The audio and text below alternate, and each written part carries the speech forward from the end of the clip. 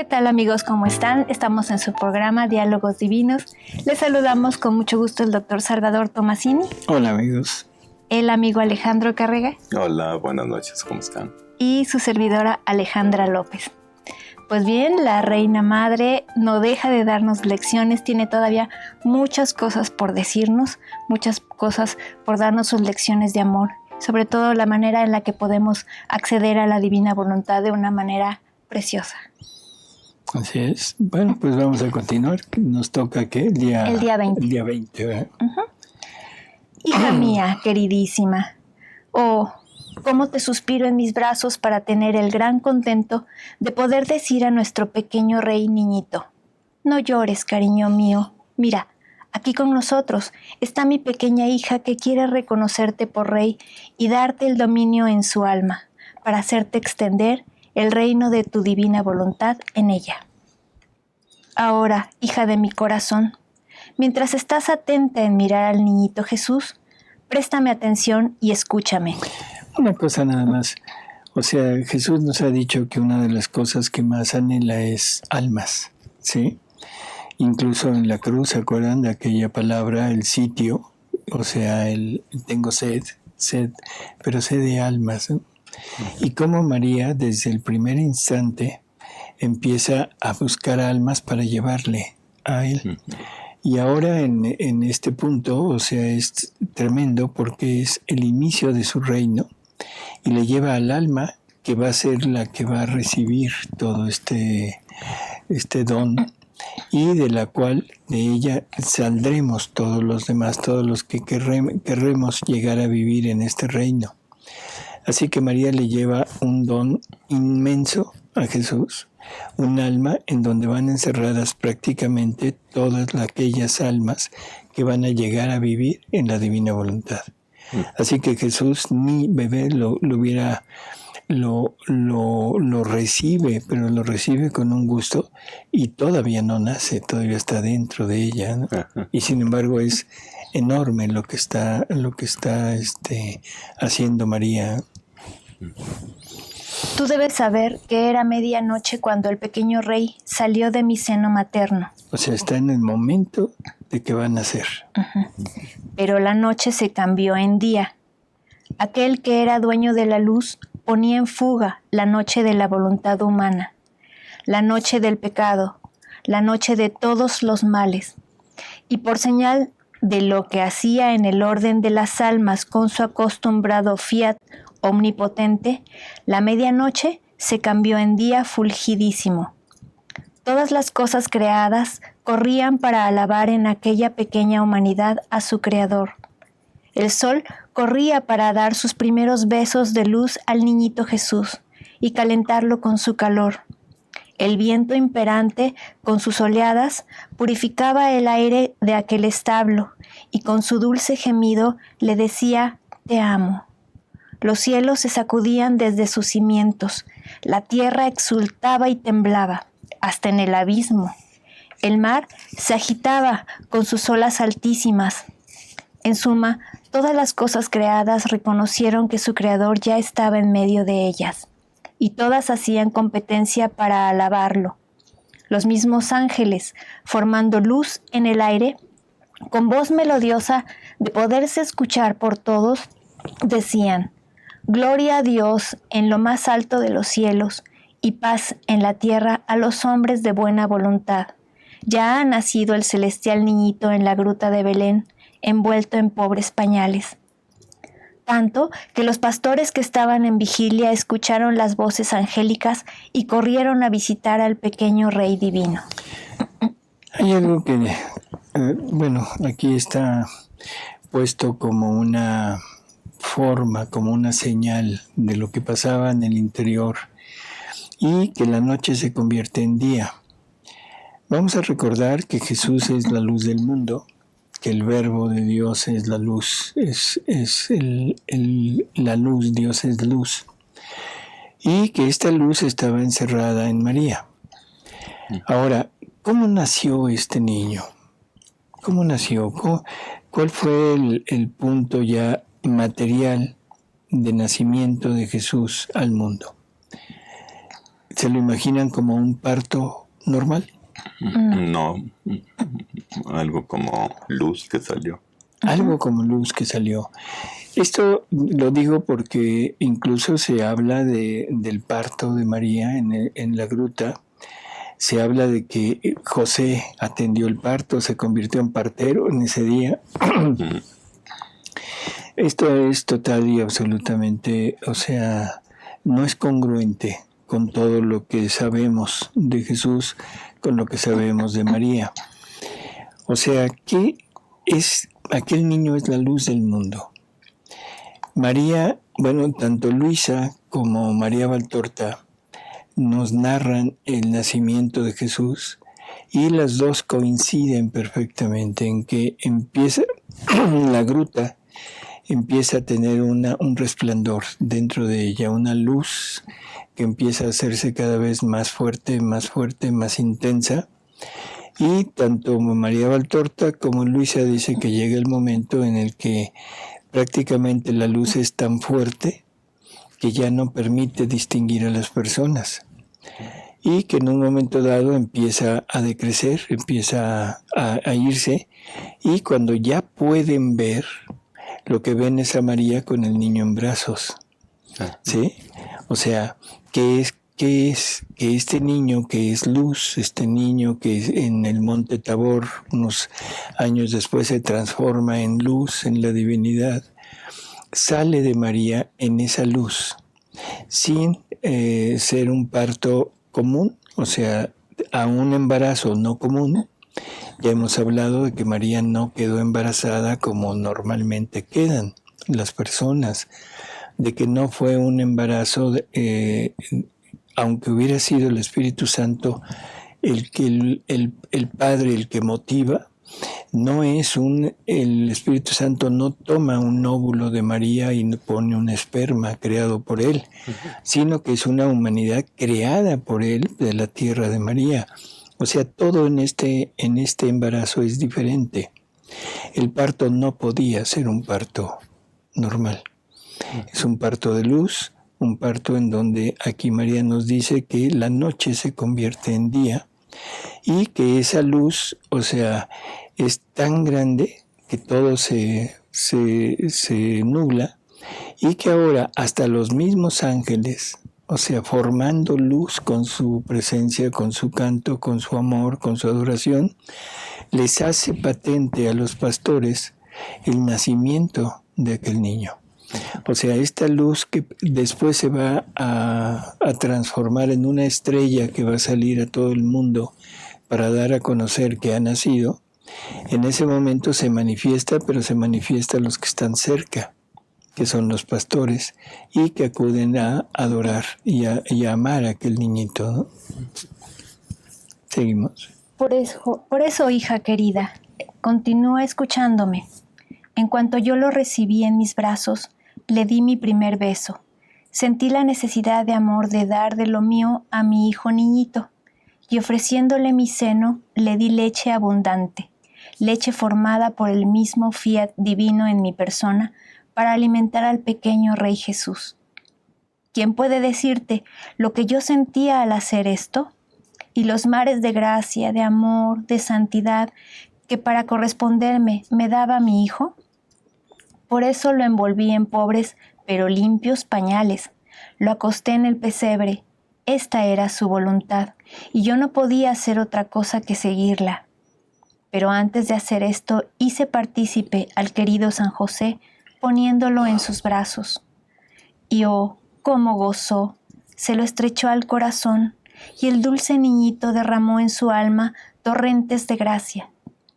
Después, junto con San José, pusimos un poco de heno en el pesebre y separándolo de mis brazos maternos, lo acosté dentro. Y tu mamá, raptada por la belleza del infante divino, me estaba la mayor parte inclinada ante él. Ponía en movimiento todos mis mares de amor que el querer divino había formado en mí para amarlo, adorarlo y agradecerle. ¿Y el celestial niñito qué hacía en el pesebre?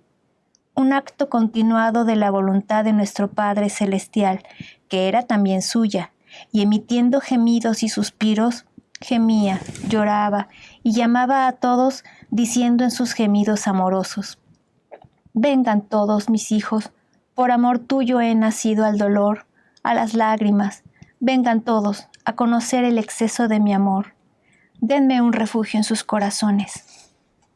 Y hubo un ir y venir de pastores que vinieron a visitarlo, y a todos daba su dulce mirada y su sonrisa de amor en sus mismas lágrimas. Bueno, es una narración muy tierna, muy bella. Dulce. Muy dulce, exactamente. Pero cabe esta aclaración, o sea, estos pastores que acuden son, bueno, los que estaban ahí cercanos, son los primeros en ver estas luces, todo esto, los ángeles que les anuncian, o sea, el nacimiento de este niño. Y es tanta esa manifestación de Jesús a ellos, que quedaron total y absolutamente fijos a aquel niño y sufrieron toda su vida persecución, maltratos, esclavitud, porque ellos fueron los que anunciaron. Ellos fueron a anunciar, ellos fueron a la ciudad, anunciaron el nacimiento. Toda la gente acudió a ver a este niño y prácticamente todos quedaron convencidos de que realmente era el Salvador. Pero cuando Herodes manda matar a los niños, o sea, entonces María y José y el niño ya habían huido, habían partido para Egipto, y sucede que todos le echan la culpa a los pastores. Todos los pastores recae sobre ellos la aparente culpa de haber llevado la noticia de una noticia falsa, y los persiguen, los golpean, y de ahí en adelante viven una vida tremenda de pobreza, de esclavitud. Los contrataban como pastores, como agricultores, pero los maltrataban tremendo. 2 de ellos los mataron a palos, ¿no? Los empleadores. Sí. Entonces es algo que vale la pena tener en mente, cómo desde aquí se empiezan a cumplir las palabras de Jesús, palabras que va a proferir mucho tiempo después, cuando Pedro le pregunta: oye, ¿y nosotros que le hemos abandonado todo, qué nos vas a dar? Sí. Y Jesús le dice que por la casa, el que abandona casa, mujer, hijos, recibirá en esta vida el 100 por 1, pero en persecuciones. ¿Sí? En persecuciones. Por lo tanto, esto pasa. Y esto les pasó a los a los pastores, pero fueron fieles. Y eso les valió que cuando Jesús, ya grande, empieza su vida pública, va en búsqueda de ellos y los reúne y se los lleva con él, o sea, como discípulos. Y es tan grande ese amor por aquel niñito que vieron, que son de esos pastores, son algunos, están ahí en el momento de la crucifixión, cuando que ningún apóstol estuvo, bueno, más que Juan, ¿no? Pero los pastores estuvieron ahí con Jesús y afrontaron cualquier tipo de peligro, de riesgo que hubieran podido correr. Así que, bueno, esto no es amenaza, simplemente es una simple conclusión lógica. Generalmente las personas que se dedican, que van a ir tras de Jesús, de alguna manera van a sufrir persecuciones. Puede ser persecución a nivel familiar, puede ser persecución a nivel social, a nivel religioso, pero siempre habrá algún conflicto en el interior. O a veces son persecuciones, pero persecuciones por el enemigo. ¿Sí? Así que bueno, pues simplemente el estar preparados, el estar advertidos de que esto puede suceder, ¿no? Pero también es una promesa de Jesús que el que me sea fiel sí, se totalmente, salvará. Sí, exacto. Pero bueno, creo que vale la pena el tener esto en mente, ¿no? Y luego, o sea, la idea de que este niño de este niño en el pesebre nos está llamando, nos está pidiendo que lo amemos, que vayamos con Él, que lo tengamos con Él y que lo amemos, porque eso es lo que Él viene a pedirnos. Aparte de que nos viene a dar la redención y la restitución, nos viene a pedir amor, ¿sí? Así que bueno. ¿Tenemos preguntas? Pero como que no son del ¿Del tema. Terminando estoy yo, claro. Bueno, continuamos. Ahora, hija mía, una palabrita a ti. Tú debes saber que toda mi alegría era tener en mi regazo a mi querido Hijo Jesús. Pero el querer divino me hizo entender que lo pusiera en el pesebre a disposición de todos, a fin de que quien lo quisiera pudiera acariciarlo, besarlo y tomarlo entre sus brazos como si fuera suyo. Era el pequeño rey de todos. Por lo tanto, tenían el derecho de hacer de él una dulce prenda de amor. Y yo, para cumplir el querer supremo, me privé de mis alegrías inocentes y comencé con las obras y los sacrificios y el oficio de madre, de dar a Jesús a todos. Bueno, tenemos a un Jesús en el pesebre, tenemos a una Madre de Jesús y Madre nuestra, la Virgen, que nos lo ofrece, lo deja en el pesebre. Cosa curiosa, no nos lo entrega. No sé si lo lógico es decir, mira, toma. No, lo pone en el pesebre. ¿Por qué? Porque el querer divino le había dicho. Para Bueno, sí, compartirlo. Y no hubiera sido mejor decir, Alejandro, mi niño. Y me lo llevo a mi casa y ya no se lo traigo. Bueno, ese es Alejandro, el abusivo. Pero eso No. pasa en cada comunión, ¿no? En cada Eucaristía. No, es que debe ser voluntario. O sea, porque si María viene y te lo da, o sea, te ves casi forzada a recibirlo.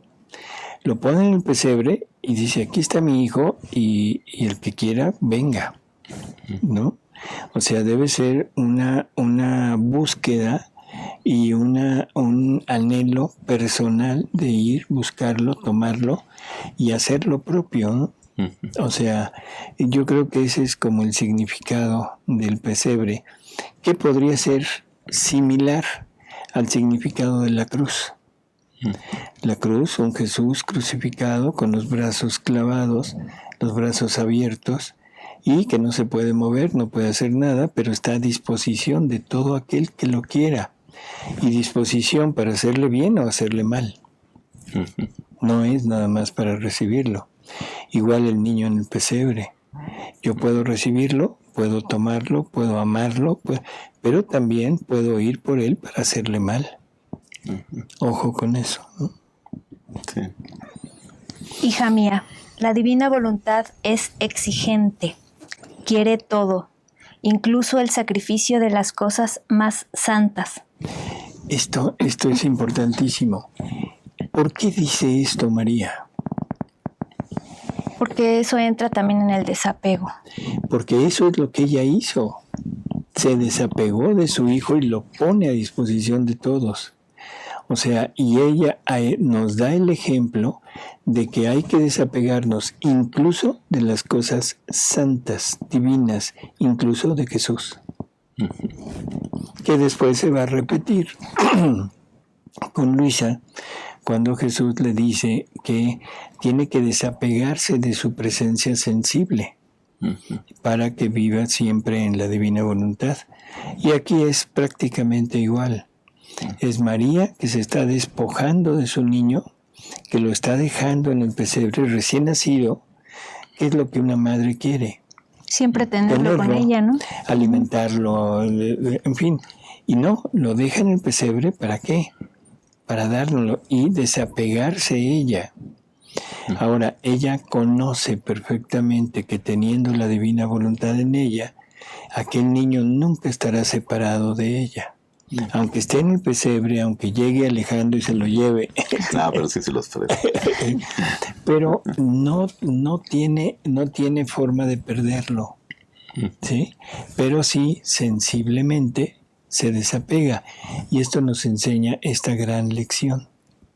Necesitamos desapegarnos incluso de las cosas santas. ¿Sí? Incluso de las cosas santas. Que se entienda como sea. Sí, pues así dice. Sí, así dice. A ver, seguimos. Y de acuerdo a las circunstancias, el gran sacrificio de privarse del mismo Jesús. Del mismo Jesús. Ahí está. Pero esto para extender mayormente su reino y para multiplicar la vida del mismo Jesús. Porque cuando la criatura por amor suyo se priva de él, es tal y tanto el heroísmo y el sacrificio que tiene virtud de producir una vida nueva de Jesús, para poder formar otra habitación a Jesús. Por eso, querida hija, sea atenta y no niegues jamás nada a la divina voluntad bajo cualquier pretexto. ¿A qué se refiere con no negarle nada? Pues quitarnos los apegos. A los apegos, Sí. a los sufrimientos que podamos tener, que eso es lo que nos está prácticamente hablando, ¿no? Desapégate de todo y, o sea, si la divina voluntad lo quiere, es siempre con una buena finalidad, una finalidad que va a redituar en cosas realmente positivas, no solo para el alma que vive en la divina voluntad, sino para los demás. Pregunta Cecilia, ¿cómo podemos unir nuestros actos diarios de trabajar, caminar, respirar, unidos al nacimiento del niño Jesús? ¿Cómo exactamente se puede hacer ese acto? ¿Podría dar un ejemplo? Bueno, el cómo es muy difícil que le diga yo el cómo, pero simplemente recordando que cuando vivimos en la divina voluntad, todo lo que hacemos forma parte del acto divino, son actos divinos. Y ese acto divino se extiende en todos los tiempos y en todos los actos de todo, tanto de Dios como de la humanidad. Si yo pongo la intención, nada más la intención de que con mis actos, con mi caminar, con mi hablar, con mi ver, con mi oír, con mi latir, o sea, pongo la intención de estar ahí, en este lugar, en esta gruta, con María, con el niño, y de estarlo amando, de estarle proporcionando calor, de estarle proporcionando alimento. Prácticamente estoy junto con él.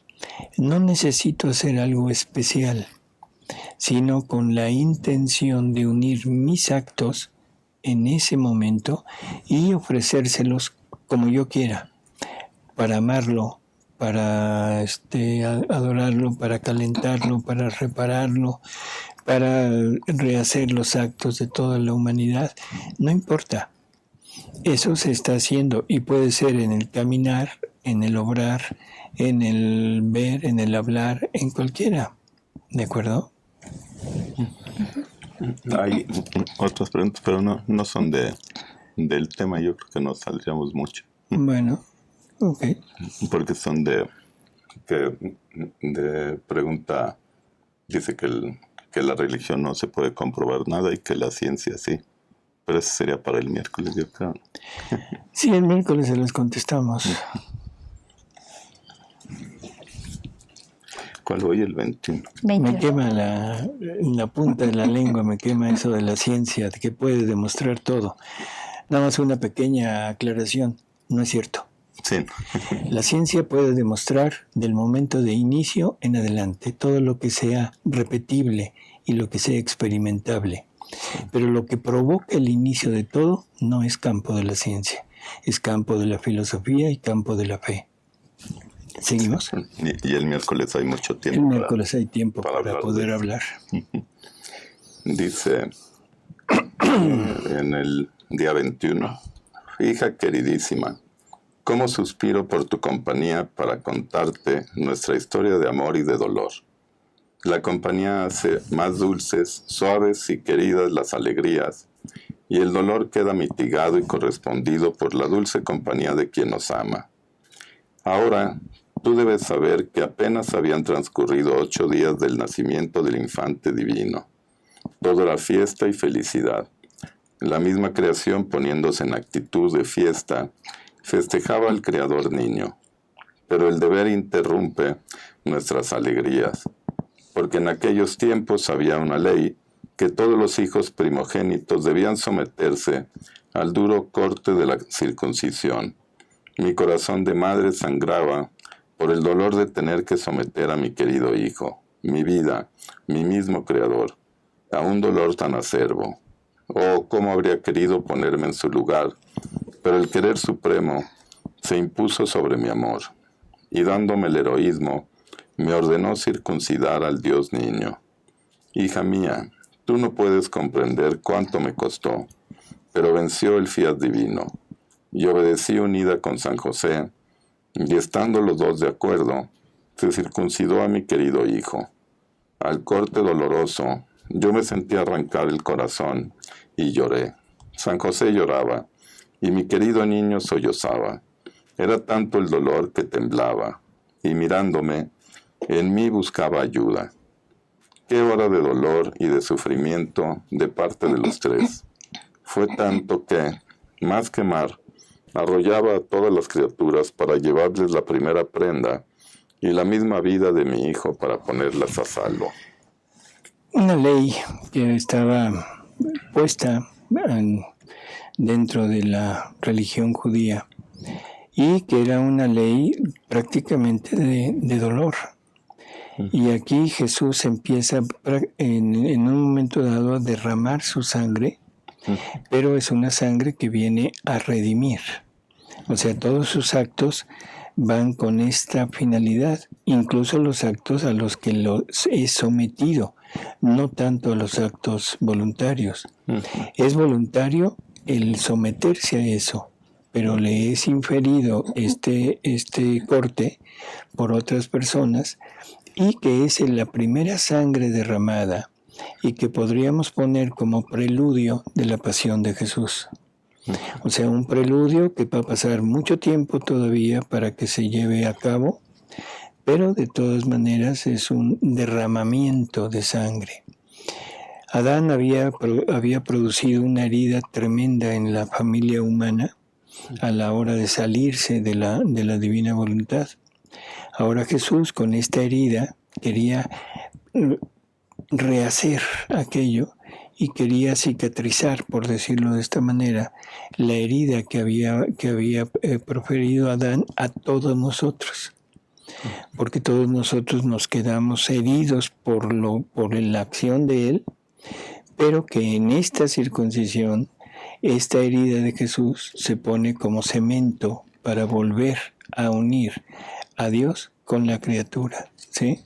Así que bueno, estamos hablando de un rito, de una ley que se había que cumplir, que Jesús, siendo el autor de la ley, se somete a la ley, o sea, no por ser el autor se aparta, sino se somete a esto, y al mismo tiempo es el punto en el que empieza su labor cruenta de regenerar a la familia humana. Cruenta. Cómo habría querido ponerme en su lugar, pero el querer supremo se impuso sobre mi amor, y dándome el heroísmo, me ordenó circuncidar al Dios niño. Hija mía, tú no puedes comprender cuánto me costó, pero venció el fiat divino. Yo obedecí unida con San José, y estando los dos de acuerdo, se circuncidó a mi querido hijo. Al corte doloroso, yo me sentí arrancar el corazón y lloré. San José lloraba, y mi querido niño sollozaba. Era tanto el dolor que temblaba, y mirándome, en mí buscaba ayuda. Qué hora de dolor y de sufrimiento de parte de los tres. Fue tanto que más que mar arrollaba a todas las criaturas para llevarles la primera prenda, y la misma vida de mi hijo para ponerlas a salvo. Ahora, hija bendita, tú debes saber que este corte encerraba profundos misterios. Era el sello que imprimía en la pequeña humanidad del celestial niño la hermandad con toda la familia humana, y la sangre que derramó era el primer desembolso ante la divina justicia para rescatar a todas las generaciones humanas. El querido niño era inocente, no estaba obligado a la ley, pero quiso someterse, primero para dar ejemplo y después para dar confianza, valor y decir a todos: no teman, soy un hermanito vuestro, igual a ustedes. Amémonos y los pondré a todos a salvo. Los llevaré a todos a mi Padre Celestial, como mis queridos hermanos. Hija mía, ¿qué ejemplo da el celestial niño? Él, que es el autor de la ley, obedece la ley. Apenas 8 días de nacido, y se hace del cumplir la ley un deber, y se somete al duro corte de la circuncisión, corte imborrable, como imborrable la unión que vino a hacer con la humanidad degradada. Esto indica que la santidad está en el propio deber, en la observancia de las leyes y en cumplir la divina voluntad. Santidad sin deber no existe. Es el deber el que pone el orden, la armonía, el sello a la santidad. Esta es una de las cosas que necesitamos tener muy claro. Aquí vamos a igualar la santidad a esta divina voluntad. ¿Cómo podemos cumplir la divina voluntad? O sea, ¿cómo podemos acercarnos a vivir en esta divina voluntad? Bueno, primero, cumpliendo los deberes de Estado. O sea, los deberes que me impone mi Estado, que puede ser de casado, de soltero, de viudo, de religioso, de consagrado, en fin. Segundo, o sea, en todos mis actos cumplir todo lo que es la ley de Dios. O sea, no puedo salirme de la ley de Dios. Entonces, cumplir mis deberes de Estado y cumplir la voluntad de Dios que se expresa en los mandamientos. Pero nos dice Jesús que todo lo que para llegar a la santidad no es un acto sí y un acto no, sino es continuidad de actos. O sea, no se puede hacer una santidad por intervalos, sino es continuo, ¿sí? Continuo, totalmente. ¿Sí? Y luego, todos nuestros deberes, todas nuestras cosas que tenemos que hacer, el lugar donde Dios nos haya escogido, o sea, eso es lo que debemos continuar. La santidad no está reservada al consagrado. La santidad no está reservada al monasterio. No está reservada para aquellos que se dedican total y absolutamente a Dios. La santidad es para toda la humanidad.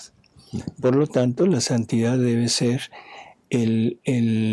nuestra meta de todos. ¿Y cómo cumplirla? Simplemente así, poniéndonos en todos nuestros actos lo que debemos hacer. ¿Qué debemos hacer? Cumplir nuestros deberes de Estado, cumplir los deberes de sociedad, cumplir los mandamientos, o sea, y hacer actos continuados. Por lo tanto, esto que dice aquí, el propio deber, ¿qué tengo que hacer? Siempre preguntarnos, según mi estado, ¿qué debo hacer? ¿Sí? Y ese es el camino para llegar a esta santidad. Ajá.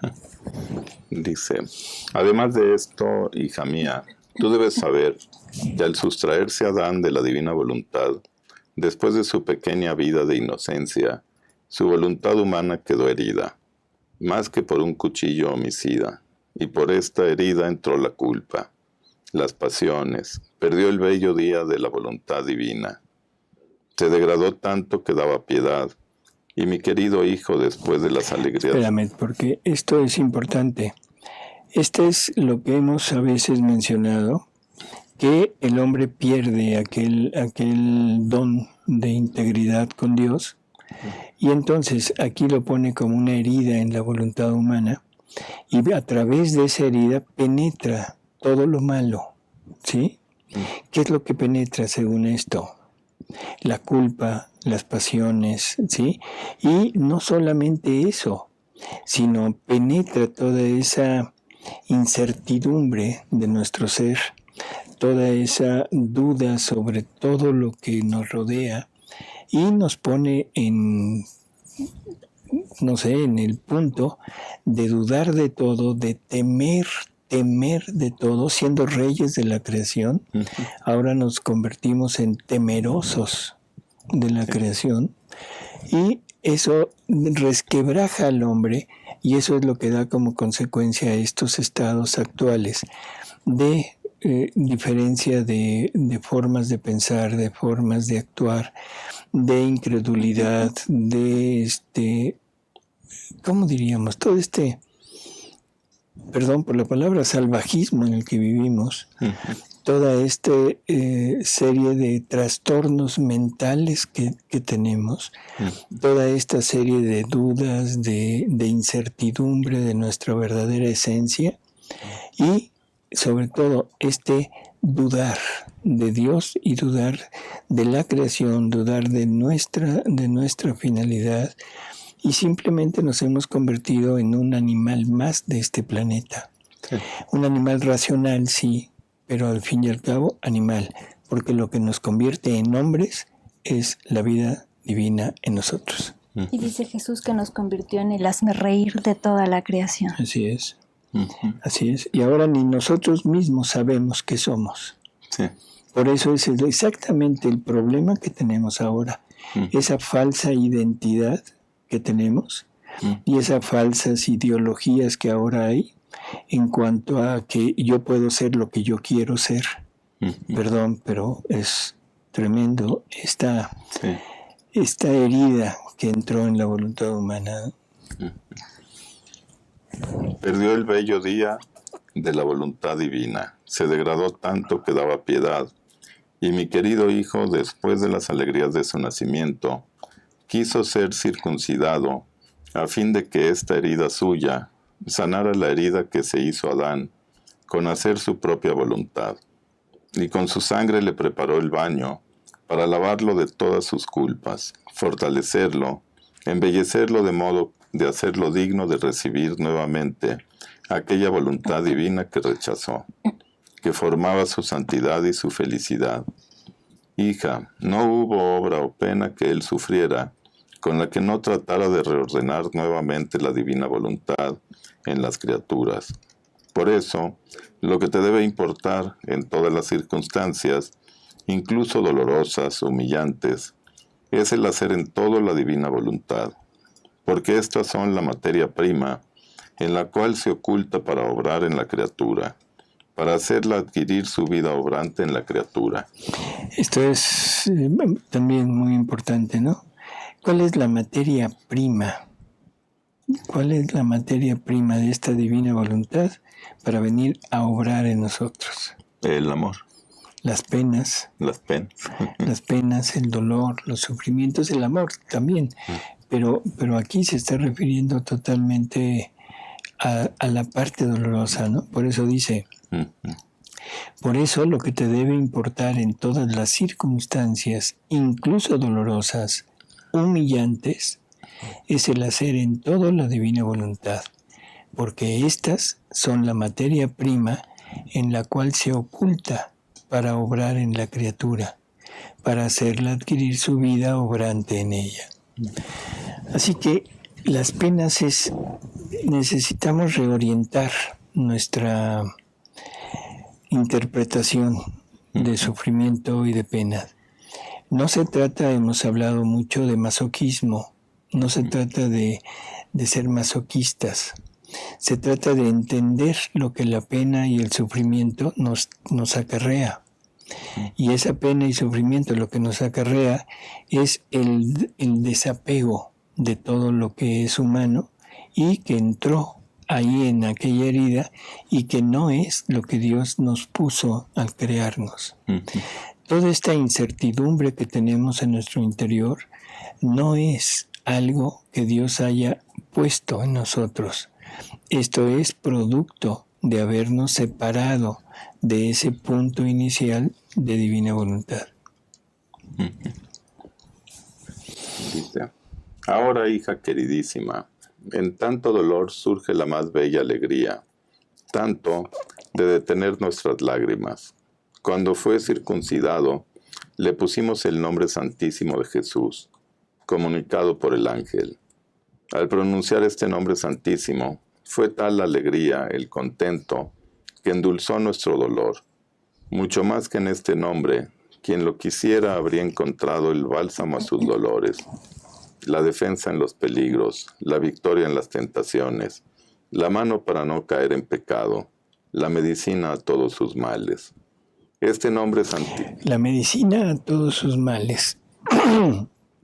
Nos dice Jesús que la causa de todos los males del ser humano es la ausencia de Dios en su vida. ¿Cuál será el remedio?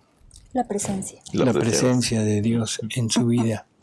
Y aquí nos está hablando de Jesús, que Jesús es el puente entre la divinidad y la criatura. Por lo tanto, el que debemos tener en nosotros es a Jesús, que es la divinidad, pero puesto en persona. Él es el puente de unión entre Dios y nosotros. Dice, este nombre santísimo de Jesús hace temblar al infierno. Lo reverencian los ángeles, suena dulce al oído del Padre Celestial. Ante este nombre, todos se inclinan y adoran. Nombre poderoso, nombre santo, nombre grande. Y quien lo invoca con fe sentirá las maravillas, el secreto milagroso de la virtud de este nombre santísimo. Ahora, hija mía, te recomiendo, pronuncia siempre este nombre de Jesús. Cuando veas que tu voluntad humana débil, vacilante, se tambalea en hacerla divina, el nombre de Jesús te la hará resurgir en el fiat divino. Si estás oprimida, llama a Jesús. Si trabajas, llama a Jesús. Si duermes, llama a Jesús. Y si te despiertas, la primera palabra sea Jesús. Llámalo siempre. Es un nombre que contiene mares de gracia y que los da a quien lo llama y ama. Bueno, este es un consejo de nuestra madre para que en cualquier circunstancia en la que nos veamos tambaleantes, en la que nos veamos con problemas de, ¿cómo diríamos?, de identidad, con problemas de decisión en seguir lo que estamos queriendo conseguir. Es tan sencillo como decir Jesús. ¿Qué contiene la palabra Jesús? Contiene todo lo que contiene la divinidad. Contiene la potencia del Padre, el amor del Hijo, la sabiduría del Hijo y el amor del Espíritu Santo. Eso es lo que contiene. Entonces, en el momento de pronunciarla con esta intención de decir Jesús, y en el interior del alma es ven en mi ayuda, ahí acude Jesús con todo lo suyo y nos libera de todo lo que estamos teniendo como cosas que nos, ¿cómo diríamos?, que nos abruman, ¿no?, que nos molestan, que nos separan de Dios. Así que es tan sencillo como eso, Jesús. Jesús. Y ya la dice, forma. No hay un nombre mayor que este, y es el nombre ante cualquier, como dice, el nombre sobre todo nombre, que en toda rodilla se dobla ante él. Ajá. Así que bueno, pues tenemos yo diría, consejo de nuestra madre. Sí. Y pues no lo olvidemos, ¿no? Viene dos preguntas del tema. A ver. Dice, las persecuciones vividas en la divina voluntad pueden ser ofrecidas para salvar almas, ¿correcto? Sí, totalmente de acuerdo. Y luego, lo que comentó el doctor de los pastores viene en la revelación a María Valtorta. Así es.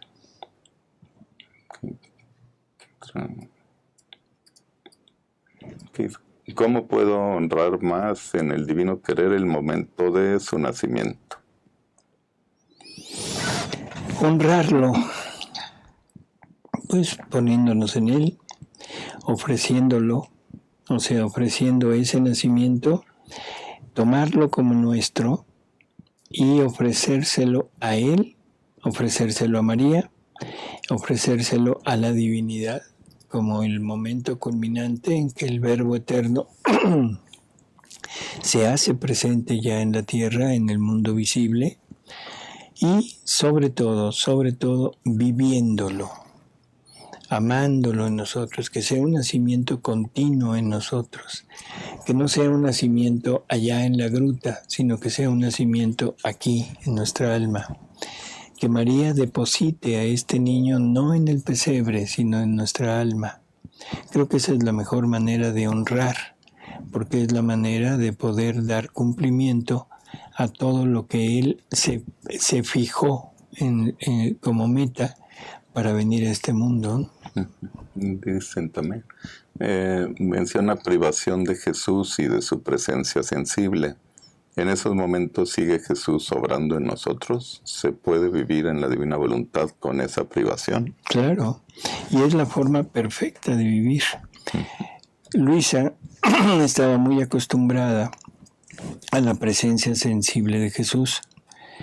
Y al principio, bueno, era la forma en que Jesús tenía de hacer que se enamorara de él y que ella siempre estuviera buscándolo. Pero ya en los libros 30 hay una lectura en donde Luisa se queja de no verlo. Y entonces Jesús le dice, mira, es que tú tienes mi voluntad es mucho más grande que yo.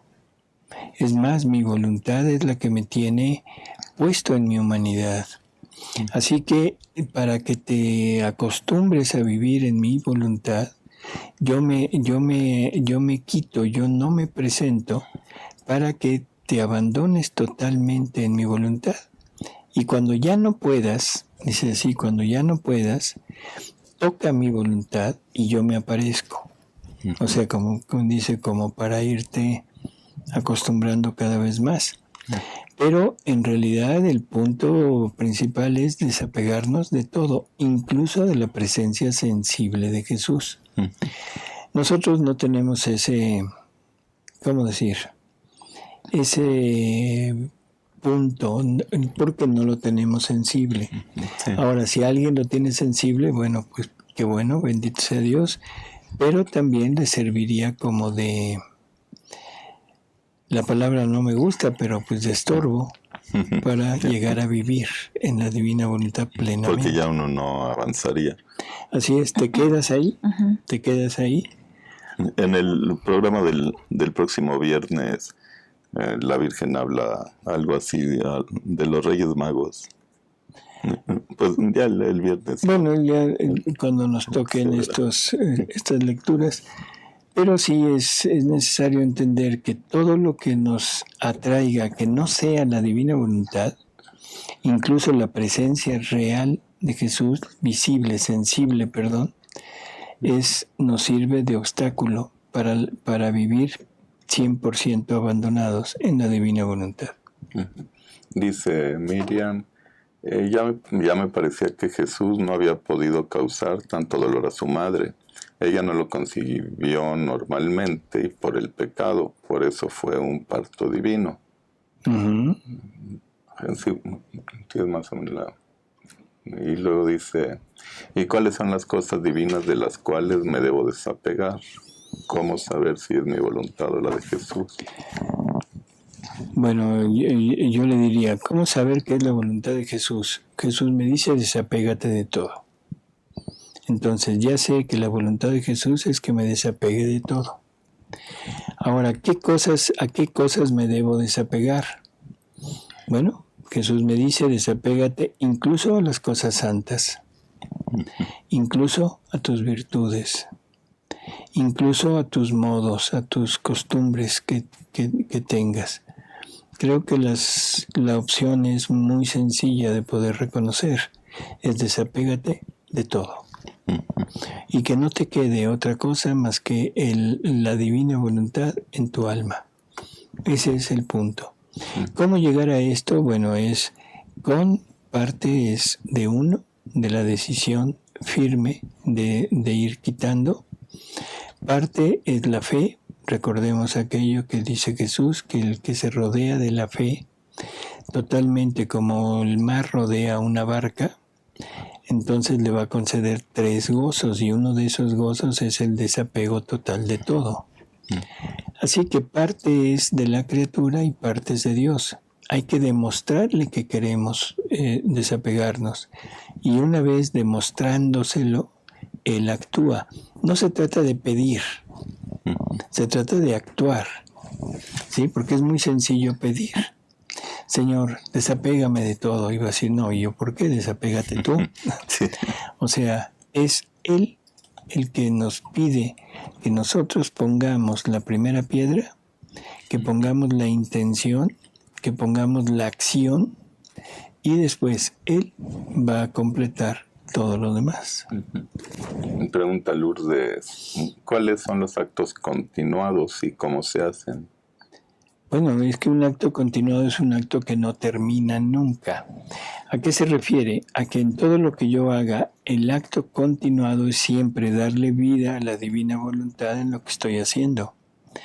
O sea, ahorita estoy hablando con ustedes, yo quisiera estarle dando vida a la divina voluntad en este hablar.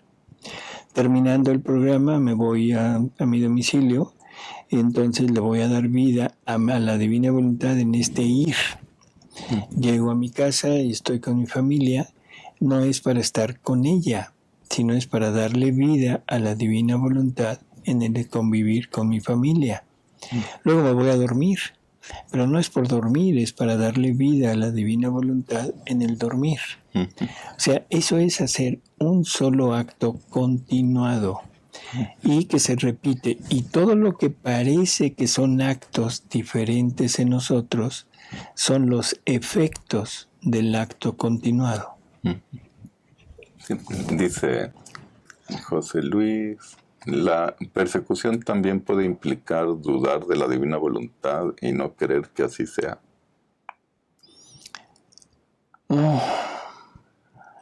Puede ser una persecución que hace mi voluntad humana, sí. Puede ser una persecución que hace el enemigo, o sea, que me pone estas ideas, ¿sí? Puede ser persecución que me hace la familia o me hace la sociedad, donde me hostigan continuamente a que esto no es verídico, pero de todas maneras, pues es una persecución, ¿no? Pregunta Noel, ¿puedo vivir en la divina voluntad si no cumplo el primer y segundo mandamiento o solo puedo hacer actos? Yo creo que ninguna de las dos. Ninguna de las dos, o sea, para que Jesús nos dé su voluntad, aunque sea para hacer un acto, necesitamos de alguna manera estar totalmente apegados a lo que Él ordena. Y no solo a lo que Él ordena, sino también a lo que Él quiere. Él dice que para llegar a vivir en la divina voluntad se requiere estar habituado a su voluntad querida y a su voluntad ordenada. Así que si no estoy cumpliendo algún mandamiento, estoy en pecado. Esto hay que entenderlo, no lo digamos de manera que suene bonito, de decir no cumplo esto, no, sino decir estoy pecando. Y pecando, pues no podemos pensar que podemos tener a la divina voluntad en nosotros, ¿no?